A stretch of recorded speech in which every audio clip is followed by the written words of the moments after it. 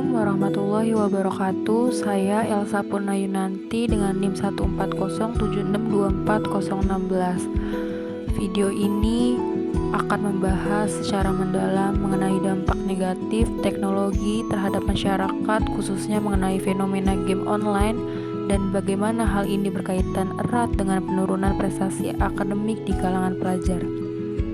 Perkembangan teknologi digital telah memberikan banyak kemudahan, namun di sisi lain muncul pula tantangan baru. Salah satunya adalah kecanduan game online. Game online telah menjadi bagian dari kehidupan remaja.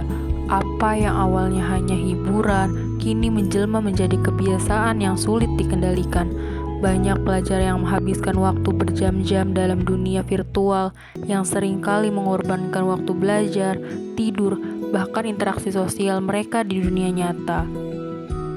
Secara sederhana, game online adalah permainan elektronik yang dimainkan melalui jaringan internet, bisa diakses melalui smartphone atau PC. Tapi mengapa begitu menarik bagi pelajar? Menurut para ahli, alasannya beragam.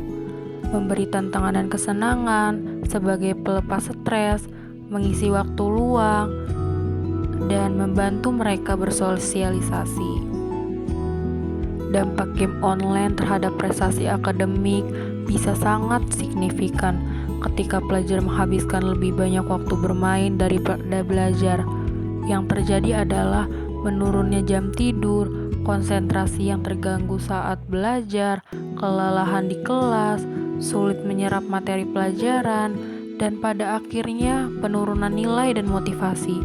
Meskipun beberapa jenis game dapat melatih logika, strategis, atau bahasa asing, manfaat tersebut hanya bisa diperoleh jika penggunaannya terkendali. Tanpa batasannya, justru beresiko menjadi bumerang bagi perkembangan kognitif. Mengapa pelajar bisa kecanduan game? Ada 3 kategori penyebab utamanya. Yang pertama, desain game yang adiktif. Game modern dirancang dengan sistem hadiah acak dan misi harian. Semua itu memicu dopamin, hormon kesenangan di otak. Semakin sering main, semakin sulit berhenti. Kedua, kebutuhan psikologis yang tidak terpenuhi. Beberapa pelajar tuh bermain game untuk merasa kompeten dan percaya diri, merasakan hubungan sosial, terutama jika kesulitan bergaul, melarikan diri dari tekanan akademik, masalah keluarga, atau kecemasan. Dan yang terakhir adalah lingkungan yang permisif. Kurangnya pengawasan orang tua, pola asuh yang otoriter, atau terlalu longgar dari tekanan dari teman sebaya turut memperkuat ketergantungan ini. Coba bayangkan seorang siswa SMA yang pulang sekolah langsung bermain game hingga tengah malam. Ia menjadi lelah, tidak fokus saat ujian, dan mulai mengalami penurunan nilai. Awalnya hanya sebagai pengisi waktu, tapi kemudian menjadi pelarian dari rasa tidak mampu dalam akademik. Masalahnya tidak berhenti di prestasi saja, hubungan sosialnya pun bisa terganggu, muncul sikap agresif, bahkan gangguan emosi. Ada beberapa solusi yang bisa kita terapkan untuk meminimalisasi dampak buruk game online.